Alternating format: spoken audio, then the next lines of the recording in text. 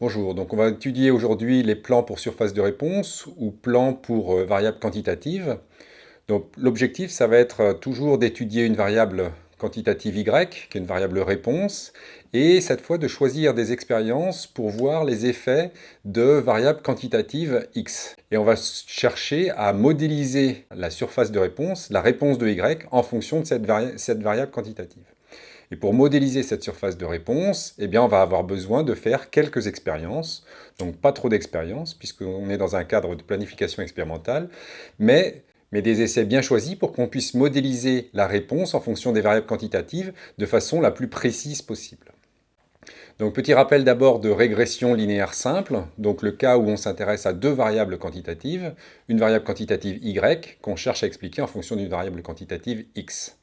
Donc on écrit le modèle sous la forme yi égale bêta 0 plus bêta 1 xi plus epsilon i. Donc on modélise la relation linéaire entre x et y, et puis il y a un résidu epsilon i, et avec des hypothèses sur les résidus, ils sont indépendants, de même variance et d'espérance nulle.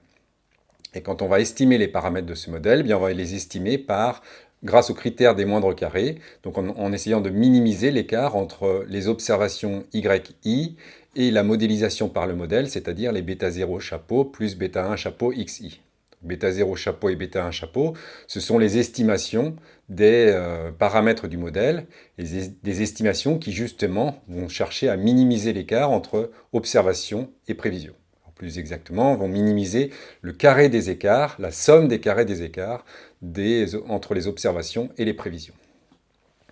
Si on veut estimer ces paramètres, eh bien on peut dériver cette somme et on va avoir que bêta 0 chapeau est égal à y bar moins bêta 1 chapeau x bar. Et bêta 1 chapeau, c'est une formule qui nous donne en gros la covariance entre x et y divisée par la variance de x. Alors je dis en gros parce que normalement il devrait mettre 1 sur n-1 devant les deux signes somme. Mais ces quantités 1 sur n-1 étant au numérateur et au dénominateur, elles s'éliminent et il reste juste la formule qu'on a écrite ici. La variance de bêta 1 chapeau, elle peut s'écrire comme sigma carré divisé par la somme des xi moins x bar au carré. Et ça, c'est, là encore, la variance de x multipliée par n-1. Donc qu'est-ce qu'on peut voir grâce à cette formule? Bien que la précision sur l'estimation du coefficient, c'est-à-dire la variance du coefficient, est d'autant plus petite que le dénominateur est grand. Donc n, c'est quoi? C'est le nombre d'expériences. Donc on se doute bien que plus on fera d'expériences, plus on sera précis dans l'estimation des paramètres. Donc ça, c'est assez logique. Et on voit aussi que quand la variance de x est grande, alors l'estimation des paramètres est plus précise. Et donc là, ça veut dire quoi? Variance de x grande, ça veut dire qu'on va prendre des x qui sont très différents. Alors je ne parle pas du numérateur, sigma carré, parce que ce sigma carré, c'est la variance résiduelle et on ne peut pas vraiment jouer dessus. Mais là, on voit que on peut jouer sur le choix des expérimentations, sur le choix des x, pour faire en sorte que la variance des bêta soit la plus petite possible. Et on peut choisir des x qui soient suffisamment différents. Si on se place dans le cadre de la régression multiple, bien le modèle s'écrit quasiment de la même façon. On va écrire la réponse y pour l'individu i, c'est bêta 0, plus bêta 1 fois la valeur prise par la variable 1 pour l'individu i, donc on va noter xi1, plus bêta 2 xi2, plus etc., jusqu'à plus bêta p xip. Donc ça, c'est pour les variables, la pm variable. Et puis, on a toujours un résidu epsilon i, et on fait toujours les mêmes hypothèses sur ces résidus. Donc les hypothèses, ils sont indépendants, d'espérance nulle et de même variance sigma carré. D'un point de vue matriciel, on peut écrire ce modèle sous la forme y égale x bêta plus e, avec x une matrice, donc une grosse matrice avec une colonne de 1, qui va servir à estimer la constante, donc le bêta 0, et puis après toutes les valeurs de x. Donc, à partir de cette formule matricielle, bien, on va chercher à estimer toujours les paramètres, donc les bêtas. Et les bêtas, bien, c'est toujours estimé par moindre carré ici. On va chercher à minimiser la somme des carrés des écarts entre les observations yi et les prévisions par le modèle. Et en dérivant donc cette formule-là matriciellement, on peut trouver que c'est égal à x' moins 1 que multiplie x'. Donc ça, c'est l'estimation du paramètre. Et puis on a les propriétés d'estimation de ce paramètre, c'est-à-dire Tout d'abord, l'estimateur est sans biais, l'espérance de bêta chapeau est égale à bêta, et la variance de bêta chapeau est égale à x' x moins 1 sigma carré. Donc x' x moins 1 sigma carré, eh bien là encore, on voit que la variance du paramètre, la variance de bêta, dépend des x et donc des expériences qu'on va réaliser. Si on choisit bien les x, on va pouvoir avoir une estimation précise des paramètres de notre modèle. Donc tout l'enjeu des plans est là, c'est trouver les x, les valeurs de x, les expériences à réaliser, pour pouvoir ensuite estimer les paramètres de façon très précise. Alors ensuite, bien, on peut, à partir des estimations des coefficients, prédire des valeurs de y, soit pour les valeurs passées, soit pour de nouvelles valeurs de x. Et donc il suffit de remplacer dans la formule les coefficients par leur estimation, donc bêta 0 chapeau, bêta 1 chapeau, etc. On a la variance de prédiction qui est égale à sigma carré que multiplie 1 plus x'0, x', moins 1, x0. Donc x0, c'est le vecteur des x là où on fait la prédiction, et on multiplie par x', moins 1, x', moins 1, c'est toujours là où on a fait nos expérimentations. Et donc on voit que la précision sur la prédiction de y dépend, là encore, des x qui ont servi à estimer les paramètres du modèle. Alors je vais prendre un petit exemple où je m'intéresse à deux facteurs, un facteur température de cuisson. Je sais que cette température de cuisson varie entre 120 et 140 degrés, et la durée de la cuisson qui varie entre 40 et 60 minutes. Et ce qui m'intéresse, c'est d'étudier une réponse Y, qui est par exemple le moelleux de pain de mie. Donc on va mesurer une quantité Y qui mesure le moelleux de pain de mie. Et l'objectif de cette problématique, ça va être de trouver finalement le couple x1, x2 qui va permettre d'optimiser le moelleux du pain de mie. Donc les questions derrière, c'est toujours, on a notre variable y réponse, on a nos variables x1, x2, et quels sont les effets de ces deux facteurs, les effets de x1, x2, quel est le rôle de chacune de ces variables dans la variabilité de y, est-ce qu'il y a un facteur multiplicatif de x1, x2 sur la réponse y. Et puis ensuite, eh bien, ça va être d'essayer de trouver un optimum, donc trouver le couple x1, x2 qui permet d'optimiser la variable y.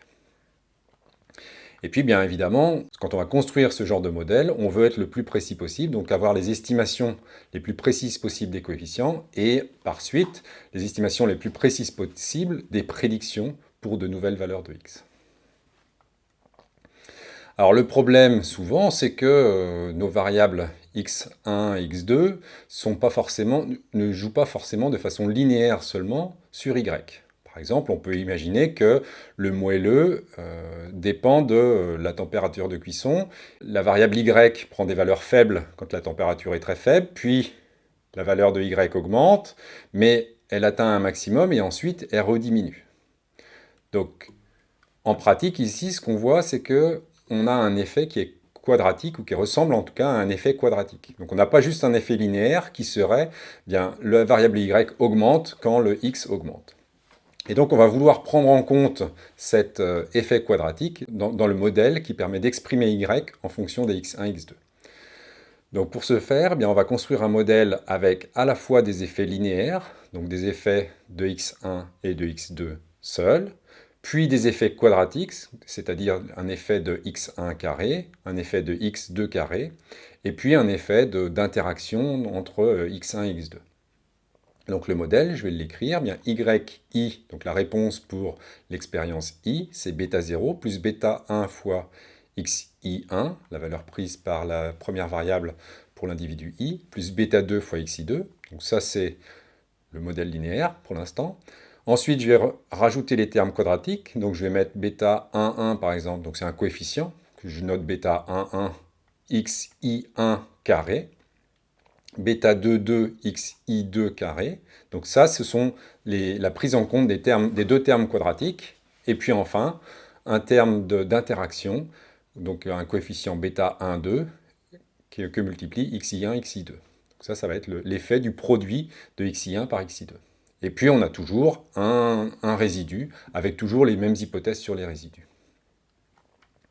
Alors l'interaction ici entre deux variables quantitatives, ça signifie que l'effet d'une variable x1 sur y dépend des autres valeurs de la variable x2. Par exemple, ça signifie que si je fixe x2 et que je cherche l'optimum de y en fonction de x1 pour un x2 fixé, je vais avoir une valeur pour x1. Si je prends un autre x2, une autre valeur de x2, bien l'optimum de y ne sera pas pour la même valeur de x1. Ça voudra dire qu'il y a une interaction entre x1 et x2. Donc ici, on va visualiser la modélisation de y selon la nature de la relation entre x1, x2 et y. Donc le graphe en haut à gauche, vous avez uniquement des effets linéaires de x1 et x2, et donc vous avez un plan qui est incliné.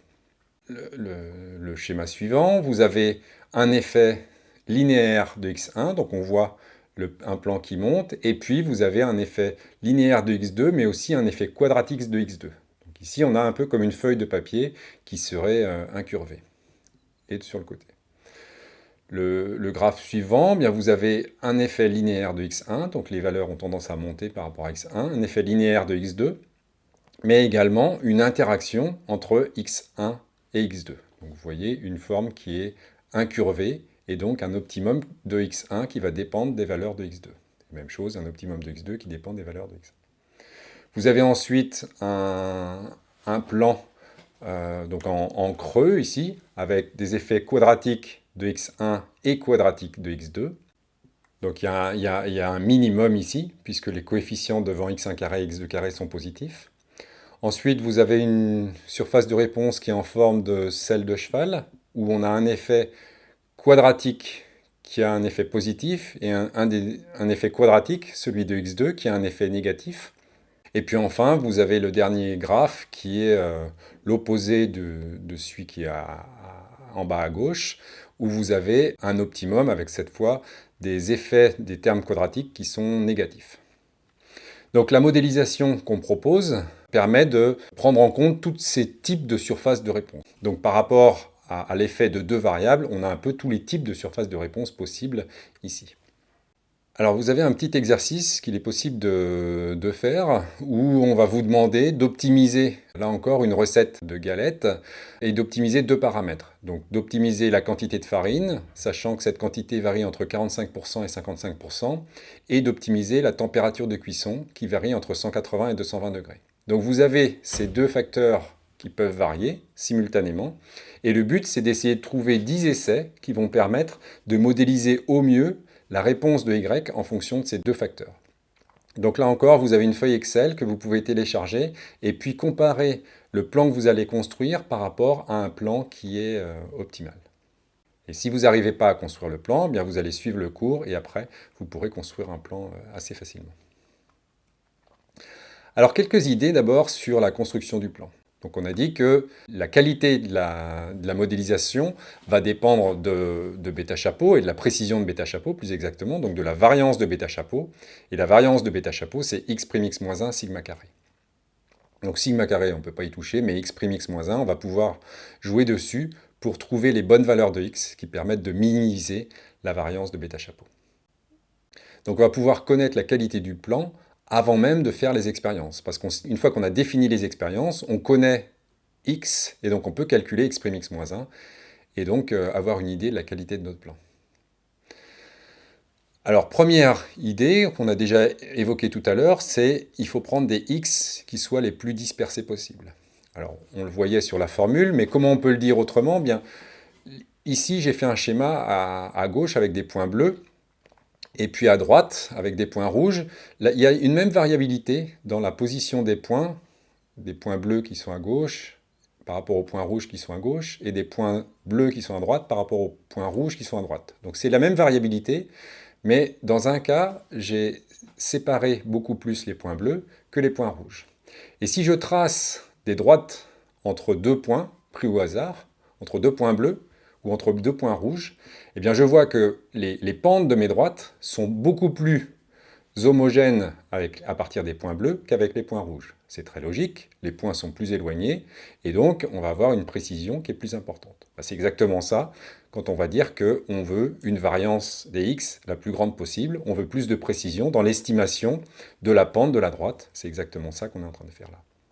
Maintenant, si je prends des points uniquement à gauche et à droite, dans la figure bleue ici, eh bien, je peux avoir une relation entre y et x qui est linéaire, mais je peux avoir n'importe quel autre type de relation. Donc ici, j'ai mis une relation quadratique, et on voit qu'on peut avoir différentes formes de modèles. Et donc, pour tester la linéarité, j'ai envie d'avoir des essais au centre, et pas uniquement des essais aux extrémités. Donc là, on voit bien l'idée d'avoir aussi des essais au centre, et pas seulement aux extrémités de x. Et puis, bien, si on veut s'intéresser à deux facteurs, on va vouloir ce qu'on appelle l'orthogonalité entre deux facteurs. Alors, si j'ai deux facteurs, la variance de β1 chapeau, la variance de l'estimateur de β1, c'est sigma carré divisé par n que multiplie 1 moins R12 que multiplie la variance de x1.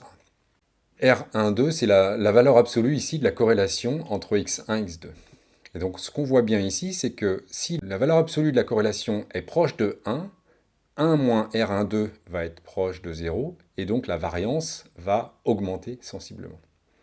Et donc la variance de β1 chapeau sera petite si la corrélation entre x1 et x2 est proche de 0.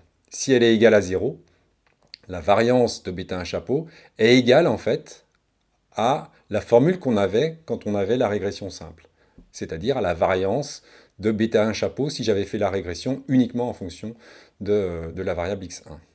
Ça veut dire quoi? Ça veut dire que je vais pouvoir estimer deux coefficients, le coefficient β1 et le coefficient β2, avec la même précision que si j'avais fait mes expérimentations pour n'estimer que β1. Donc ça veut dire que je vais avoir une estimation qui sera précise. Et s'il y a une corrélation entre x1 et x2, eh bien la variance de β1 chapeau augmente, et donc je suis moins précis. Alors pour construire les plans d'expérience avec des variables quantitatives, eh bien on va d'abord s'affranchir des unités. Donc tout à l'heure on avait des températures, on avait des pourcentages d'humidité. On va en fait réduire chacune des variables pour construire des plans qui soient sans unité et donc proposer des plans qui soient toujours le même en fait. Alors comment est-ce qu'on fait pour transformer les variables et les ramener sans unité? Eh bien en fait on va s'arranger pour que le minimum soit égal à moins 1 et le maximum soit égal à 1. Donc on va construire des plans où x1 va varier entre moins 1 et 1 et x2 va varier entre moins 1 et 1 également. Donc comment est-ce qu'on va faire ce changement de variable? Et on va prendre x et puis soustraire la moyenne, le centre du domaine. X max plus x min sur 2, ça c'est la moyenne du domaine. Et puis x max moins x min sur 2, c'est l'étendue divisée par 2. Donc en fait, on peut facilement calculer les nouvelles valeurs de x une fois qu'on s'affranchit des unités avec cette formule. Une fois qu'on aura fait ça, on va construire toujours en fait, le même plan, qui aura toujours la même formule, et il faudra juste après recoder pour retrouver les unités. Et ce qui est intéressant aussi avec ce codage, c'est qu'on a une interprétation des coefficients du modèle qui est assez intéressante. Donc les interprétations sont les suivantes. Si mon modèle s'écrit y égale β0 plus β1x plus β11x carré, j'ai la même chose si j'ai plusieurs variables, mais là je vais m'intéresser à une variable. C'est exactement pareil pour les autres variables. Donc β0 c'est quoi? Si j'ai fait le changement de variable proposé, β0 c'est égal à y au centre du domaine. Donc c'est égal à y au point x égale 0. β1 ce sera égal à quoi? Bien, pour calculer β1 en fait, je vais juste avoir besoin de calculer y pour le point 1 et y pour le point moins 1. Quand x égale 1, y vaut β0 plus β1 plus β11. Et quand x égale moins 1, y en moins 1, c'est égal à β0 moins β1 plus β11. Et donc, β0, c'est la valeur de y au centre du domaine. β1, bien, il suffit que je fasse y en plus 1 moins y en moins 1. Les β0 et les β11 vont s'éliminer. Je vais me retrouver avec 2 β1. Je n'ai plus qu'à diviser par 2 et j'ai β1 qui sera égal à la moyenne entre ce qui se passe en y quand x vaut 1 moins ce qui se passe en y quand x vaut moins 1. Et puis β11, bien en fait je vais sommer y1 et y-1. En faisant ça, bien, je vais avoir 2 β0 plus 2 β1. Et donc β11, c'est la moyenne de ce qui se passe en y quand x vaut 1 et quand x vaut moins 1. donc la moyenne de cette quantité, moins bêta 0. Alors, un petit schéma pour reprendre tout ça. Donc j'ai dit que bêta 0, c'était la valeur de y quand x vaut 0. Donc là, ici, si j'ai le point, si j'ai mes trois expériences pour x égale moins 1, x égale 0 et x égale 1, bêta 0, c'est juste la valeur de y quand x vaut 0. Bêta 1, c'est quoi? C'est l'écart qu'il y a entre y quand x vaut 1 et y quand x vaut moins 1, mais c'est cet écart-là divisé par 2. Donc j'ai pris l'écart entre ce qui se passe en 1 et ce qui se passe en moins 1, et je divise par 2 pour voir l'effet de bêta 1. Et puis bêta 1, c'est quoi? C'est l'écart entre la moyenne de ce qui se passe en 1 et en moins 1, moins bêta 0, donc moins le y0 ici. Donc la moyenne de ce qui se passe entre 1 et moins 1, c'est ce point-là, moins y0, ça va me donner une idée de bêta 1. Donc on visualise en fait directement, grâce au coefficient, la relation qu'il y a entre y et x. Si bêta 1 est petit, ça veut dire que le y0 va être quasiment sur la droite entre y en 1 et y en moins 1. Et si le bêta 1 est très grand, ça veut dire qu'au contraire, on a une courbe qui est très en cloche. Et donc, bien, voilà quelques exemples d'interprétation. Donc, avec bêta 0 dans le graphe de gauche, bêta 1 qui est donné, et bêta 1 qui vaut 0. Donc pour le deuxième schéma, bêta 0 vaut moins 0,8, puisque l'y0 vaut moins 0,8. Bêta 1, c'est l'écart entre 1,2 et moins 0,8, donc ça fait un écart de 2, divisé par 2, ça fait 1. Et puis bêta 1, c'est l'écart entre la moyenne entre 1,2 et moins 0,8, c'est-à-dire 0,2. Et puis je fais ça, moins 0,8, qui est le bêta 0, ou le y0. Voilà, et on peut retrouver comme ça tous les coefficients. Donc pour le troisième schéma, vous avez y0 qui vaut 0, donc bêta 0 vaut 0. y1 égale y-1, donc l'écart entre les deux c'est 0, divisé par 2 c'est toujours 0, donc bêta 1 vaut 0. Et puis ensuite, bêta 1, bien, je vais avoir 0,5, la moyenne entre y1 et y-1, c'est 0,5, moins 0, moins bêta 0, ou moins y0, donc bêta 1 qui vaut 0,5. Et puis enfin, bien pour le dernier schéma, vous avez bêta 0 qui vaut 0. Bêta 1, c'est moins 2, moins 2, ça fait 0. Et puis bêta 1, c'est la moyenne de moins 2 et moins 2, donc ça fait moins 2. Moins 0, donc c'est moins 2. Moins 2x carré. Voilà, donc on retrouve tout de suite les coefficients et la forme du modèle quand on voit les coefficients. Alors comment construire maintenant un plan d'expérience? Eh bien, il y a un plan qui s'appelle les plans composites centrés, qui se construisent de la façon suivante. Donc quand on étudie k facteurs, on va construire un plan factoriel complet ou éventuellement un plan fractionnaire 2 puissance k ou 2 puissance k moins p. Donc 2 puissance k, c'est quand on prend un plan factoriel complet, et 2 puissance k moins p quand il est possible de prendre un plan fractionnaire.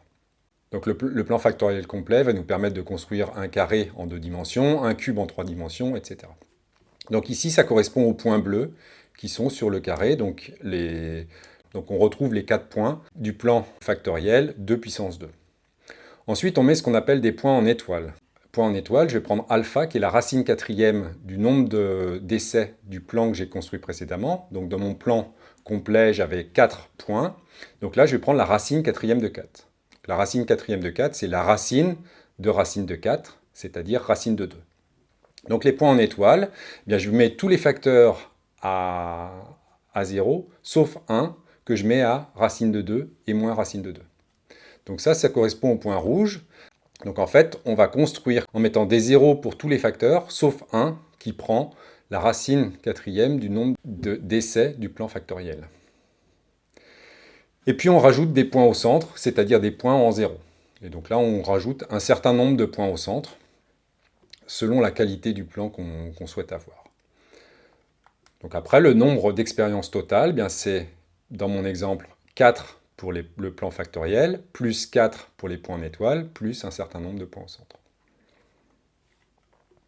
Donc c'est de cette façon qu'on va construire les plans composites centrés. Alors, si on veut construire des plans composites centrés avec R, on va utiliser le package RSM, et il suffit d'utiliser la fonction CCD et de préciser le nombre de facteurs qu'on souhaite étudier. Donc CCD de 2, ça me construit le plan composite centré, Central Composite Design, à 2 facteurs.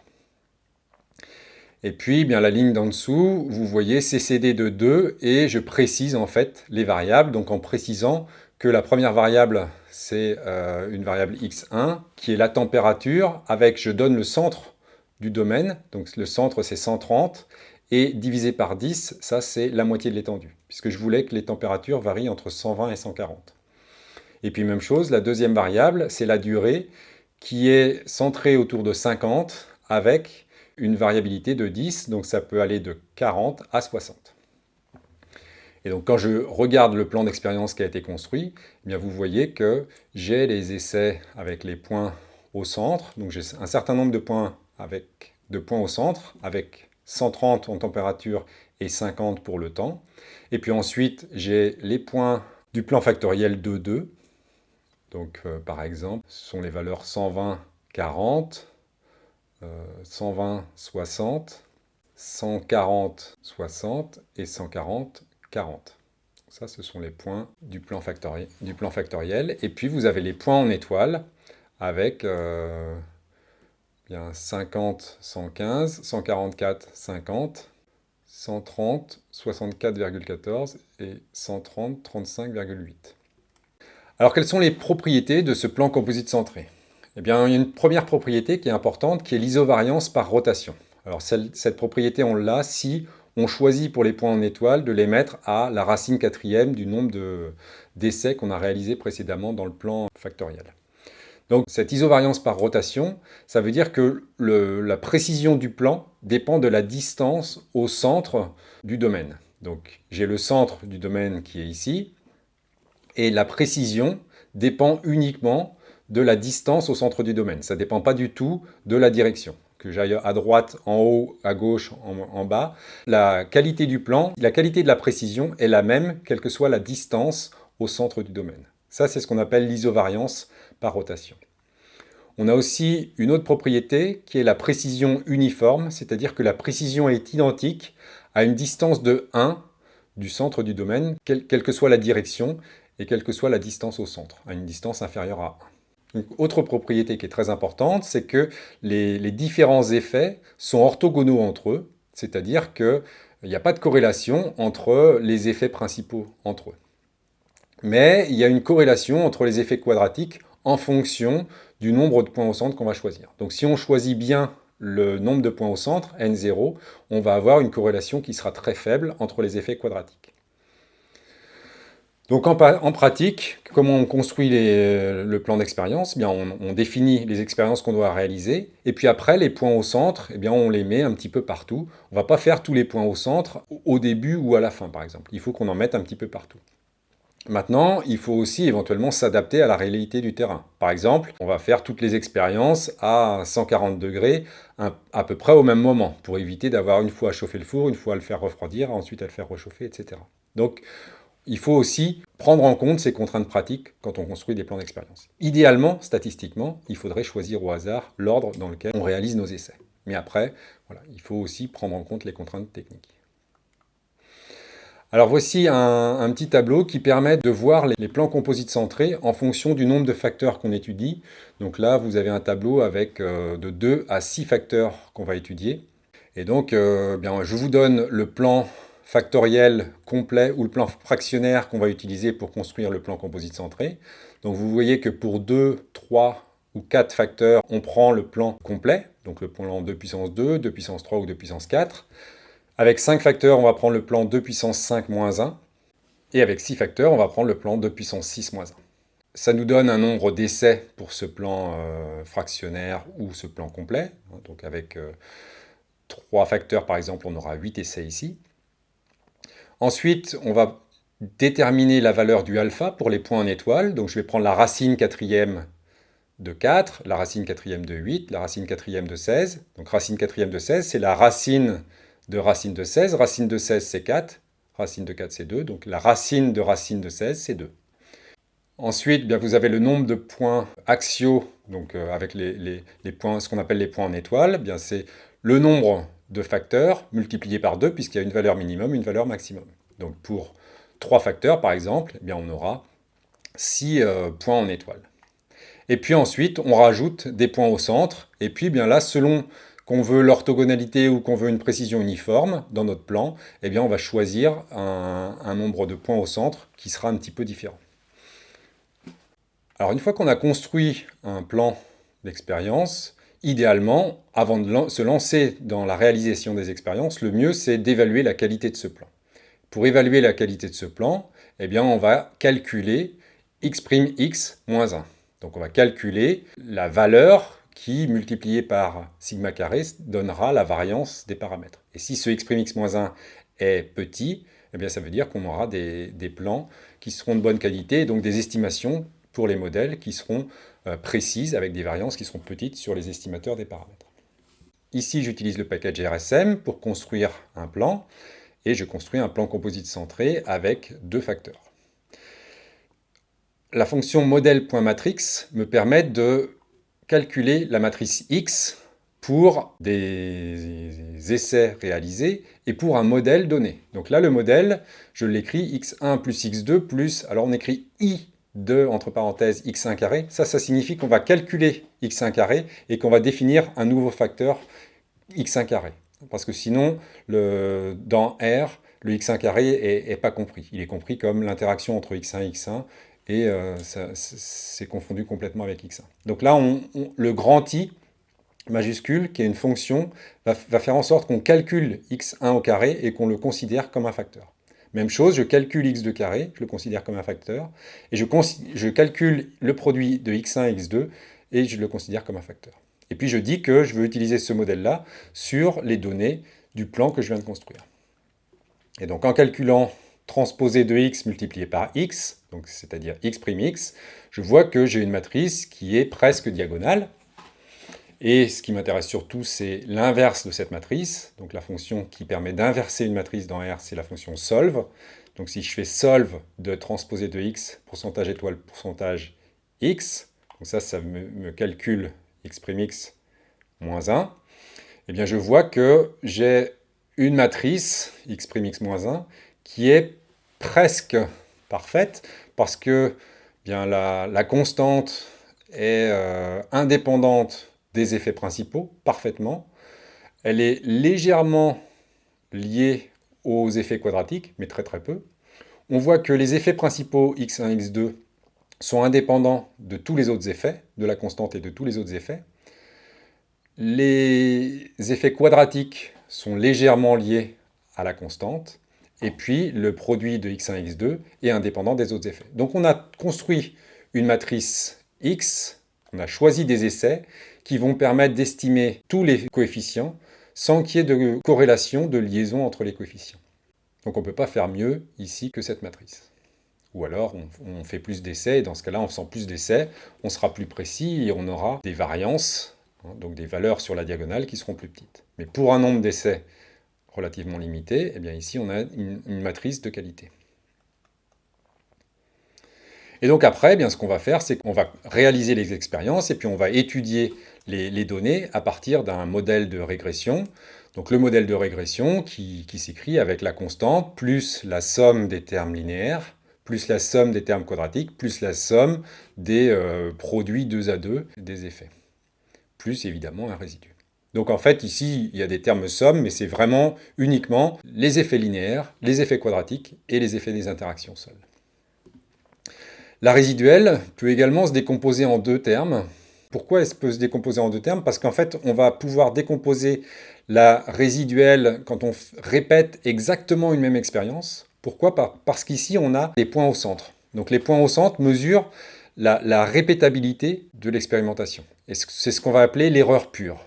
Donc là, on réalise exactement la même expérience et on voit quelle est la variabilité des données pour ces expériences. Donc cette variabilité, c'est l'erreur pure. L'erreur pure, bien, j'ai juste à calculer la variance des y pour tous les points au centre. Donc cette variance, elle a n0 moins 1 degré de liberté si j'ai n0 points au centre. Et puis, dans la résiduelle du modèle, bien, j'ai aussi une erreur d'ajustement, le fait que mon modèle ne s'ajuste pas parfaitement au plan. Cette erreur d'ajustement, bien, en fait, on va la calculer par différence. On va dire que c'est l'erreur résiduelle du modèle, qu'on calcule quand on estime les coefficients du modèle, moins l'erreur pure qu'on vient de calculer. Et donc, l'erreur d'ajustement, c'est l'erreur résiduelle moins l'erreur pure, et les degrés de liberté associés à cette erreur d'ajustement, c'est les degrés de liberté de la résiduelle moins les degrés de liberté de l'erreur pure. Grâce à cette décomposition de l'erreur résiduelle, on va pouvoir savoir si l'erreur d'ajustement est du même ordre de grandeur ou est beaucoup plus importante que l'erreur pure. Si elle est du même ordre de grandeur que l'erreur pure, ça va vouloir dire que notre modèle s'ajuste bien. Il fait la même erreur quasiment que quand on répète exactement 2 fois la même expérience. Et au contraire, si l'erreur d'ajustement est beaucoup plus grande que l'erreur pure, ça voudra dire que notre modèle n'est pas très bon, il ne s'ajuste pas très bien aux données. Et donc ensuite, ce qu'on peut faire, c'est construire des tests, tester est-ce qu'il y a des effets linéaires, est-ce qu'il y a des effets quadratiques, est-ce qu'il y a des effets de l'interaction. Donc c'est des tests très globaux avec, globalement, est-ce qu'il y a l'effet de l'ensemble des interactions? Est-ce qu'il y a au moins une interaction qui est significative ou pas? Et puis éventuellement, on peut aussi tester est-ce que j'ai cette interaction qui est significative ou pas. Donc on peut s'intéresser soit globalement à l'ensemble des interactions, ou bien globalement à l'ensemble des effets quadratiques, ou encore globalement à l'ensemble des effets linéaires, ou bien on peut s'intéresser aussi uniquement à un effet linéaire ou un effet quadratique. Ça, ce sont les tests sur les effets du modèle. On a ensuite le test d'ajustement du modèle, c'est ce que j'ai dit tout à l'heure. On va tester si le modèle est bien ajusté ou au contraire s'il est mal ajusté. Et donc on va comparer la variabilité liée à l'ajustement par rapport à la variabilité de l'erreur pure. Si l'erreur d'ajustement est du même ordre de grandeur que l'erreur pure, alors on va dire que le modèle s'ajuste bien. Si au contraire, la variabilité d'ajustement est beaucoup plus grande que la variabilité de l'erreur pure, c'est que le modèle n'est pas très bon et il faut changer de modèle. Donc, une erreur d'ajustement significative va inciter à, par exemple, rajouter des effets quadratiques si on ne les avait pas mis dans le modèle, ou rajouter des interactions si on ne les avait pas mises dans le modèle. Alors voici les lignes de code R qui permettent de construire le modèle. Donc tout d'abord ici j'ai construit le plan, ensuite je donne le vecteur de valeur y, donc là ça veut dire que j'ai réalisé mes expériences et donc je récupère les valeurs de y et puis je vais construire le modèle. Donc pour construire le modèle on va utiliser la fonction RSM qui est une fonction qui permet d'étudier les surfaces de réponse, donc des modèles avec des effets quadratiques directement. Donc là on dit qu'on explique la variable y en fonction de SO, ça signifie second order, de x1, x2. Ça veut dire qu'on va construire un modèle de second ordre, c'est-à-dire en mettant x1, x2, x1 carré, x2 carré et l'interaction x1, x2. Si j'avais mis FO de x1, x2, ça voulait dire que je prenais les first order, c'est-à-dire les effets linéaires de x1, x2. TWI, ça donne l'interaction entre x1 et x2. Et PQ, c'est les effets quadratiques de x1 et de x2. Et donc, en mettant directement second order, vous avez l'effet global des effets linéaires. Donc vous avez FO de x1, x2, ça signifie que je suis en train d'étudier l'ensemble des effets linéaires. Et donc vous avez ici une probabilité critique de 10-6 qui signifie que les effets linéaires sont significativement différents de 0. Il y a au moins un des facteurs qui a un effet linéaire sur y. Ensuite, vous avez TWI, qui est l'interaction. Donc il y a 1 degré de liberté associé. Et vous avez une probabilité critique qui est inférieure à 5%. Ça veut dire qu'il y a un effet de l'interaction x1, x2. Et que cet effet est significatif. Et puis ensuite, PQ de x1, x2, c'est les effets quadratiques. Donc il y a 2 effets quadratiques. Donc c'est 2 degrés de liberté ici. Et quand on le teste, bien, la probabilité critique est inférieure à 5%. Et là encore, ça signifie que il y a au moins un effet quadratique qui a un effet significatif sur y. Et puis, puisque j'ai utilisé cette fonction RSM, vous avez aussi un test sur l'erreur d'ajustement, la COFFIT, l'erreur d'ajustement, qui ici a une probabilité critique supérieure à 0,05. Ça veut dire que l'erreur d'ajustement n'est pas significative, et donc elle est du même ordre de grandeur que l'erreur pure. Elle est testée ici par rapport à l'erreur pure. On calcule le carré moyen de l'erreur d'ajustement sur le carré moyen de l'erreur pure. Et ici, la probabilité critique étant supérieure à 5%, on accepte l'hypothèse qu'il n'y a pas d'erreur d'ajustement. Et donc, on a un modèle qui est plutôt bien choisi. Alors ensuite, bien, puisque j'ai vu qu'il y avait des effets linéaires, des effets quadratiques et des effets de l'interaction, eh bien, on va pouvoir tester les effets linéaires, quadratiques, un par un. Donc là, on voit que pour chaque test, les coefficients sont significativement différents de 0, et donc x1, x2 ont un effet sur y, x1 carré, x2 carré aussi, et l'interaction entre x1 et x2 aussi. Une fois que j'ai construit ce modèle-là, bien ce qu'on peut faire, c'est rechercher l'optimum. Alors là, le modèle s'écrit 4,62 plus 2,23 x1 plus 1,10 x2 moins 1,5 x1 x2 plus 0,5 x1 carré plus 0,75 x2 carré. Et donc je peux dériver par rapport à x1 et dériver par rapport à x2. Donc là, j'ai dérivé par rapport à x1 et par rapport à x2. Je me retrouve avec deux équations, deux inconnues. Donc je vais trouver la solution. Il suffit que je résolve ce système d'équations. Et en résolvant ce système d'équations, eh bien, je vais trouver un optimum qui annule les dérivés par rapport à x1 et par rapport à x2. Et donc, quand j'ai trouvé l'optimum, c'est ce qu'on appelle un point stationnaire. Et dans R, le point stationnaire est donné, c'est 6,68 pour x1 et 5,94 pour x2. Alors, comment savoir maintenant si c'est un maximum ou un minimum, ou éventuellement un point selle? D'accord, sur une selle de cheval, on va avoir ce qu'on appelle un point selle. Là où les dérivés s'annulent, c'est ni un minimum ni un maximum. Bien, pour savoir si c'est un maximum, il faut que les valeurs propres qui sont données dans R soient toutes négatives. Donc si les valeurs propres données dans R sont toutes négatives, on va avoir un point stationnaire qui est un maximum. Si toutes les valeurs propres sont positives, le point stationnaire sera un minimum. Et si les valeurs propres sont de signes différents, alors on aura un point selle. Donc ça, c'est pour vous dire comment on va retrouver avec R si on a un maximum, un minimum ou un point selle. L'autre solution, évidemment, c'est de construire des graphes, de construire la surface de réponse et de voir si on est en train d'avoir un maximum ou un minimum. Sauf qu'on peut construire des graphes si on a deux variables explicatives. Si on en a plus que deux, ça va être impossible de construire les graphes. Pour construire les graphes, eh bien, il y a deux fonctions, la fonction contour ou la fonction persp. Donc on va appliquer la fonction contour sur les résultats de notre modélisation. Donc les résultats de la modélisation ici, c'est CR de .rsm, je l'avais appelé comme ça. Et je dis que je veux dessiner en fonction de x1 et x2. Donc ici, je donne en fait le tilde x1 plus x2, c'est juste pour me dire qu'est-ce que je mets en abscisse, qu'est-ce que je mets en ordonnée. Donc là, ça veut dire que j'ai x1 en abscisse et x2 en ordonnée. Et puis pour persp, on a une surface en 3 dimensions, avec toujours x1 et x2, et puis on donne des niveaux de couleur. Alors le problème, c'est que si on a plus que deux variables, on ne va pas pouvoir visualiser facilement, on va être obligé de faire les graphes en considérant deux variables uniquement à la fois. Donc par exemple, construire x1, x2, puis x1, x3, puis x2, x3.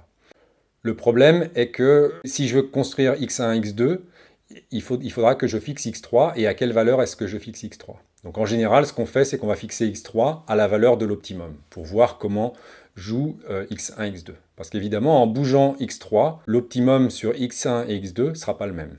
Donc le mieux, c'est de fixer x3 à l'optimum et de tracer la surface de réponse ou l'image avec les lignes de niveau avec x1, x2. Puis après, on fixe x1 à l'optimum et on trace x2, x3. En pratique, si les essais coûtent très cher, on peut construire le plan de façon séquentielle. Donc on peut commencer par construire le plan factoriel, c'est-à-dire soit un plan complet, soit un plan fractionnaire, et rajouter des points au centre.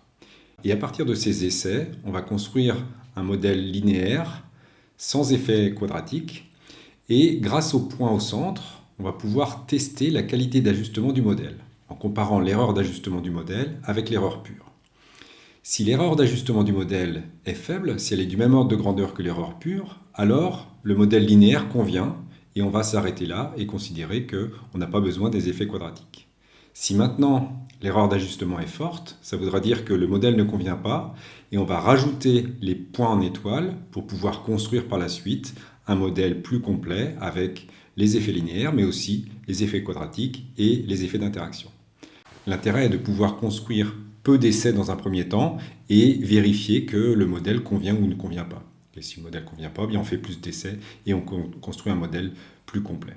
Alors pour terminer, je vais proposer un dernier type de plan, autre que les plans composites centrés. Ce sont des plans qu'on appelle plans de Box-Benken, qui permettent aussi de s'intéresser à des variables quantitatives et qui permettent éventuellement d'avoir un petit peu moins d'essais et des plans qui sont de qualité assez bonne. Donc on fera des TD pour comparer la qualité des plans composites centrés et des plans de Box-Benken. Alors comment on construit ces plans? Bien, ce qu'on fait, c'est qu'on va construire le plan complet pour un couple de deux facteurs. Donc par exemple en bleu ici, j'ai construit le plan complet pour le premier facteur et le deuxième facteur. Donc j'ai un plan en 4 essais. Et ce que je fais, c'est que je rajoute que des zéros pour le troisième facteur. Ensuite, bien, je refais la même chose, je construis le plan complet pour la variable 1 et la variable 3. Et donc là, ce sont les points en rouge, et je mets x2 à la valeur à 0.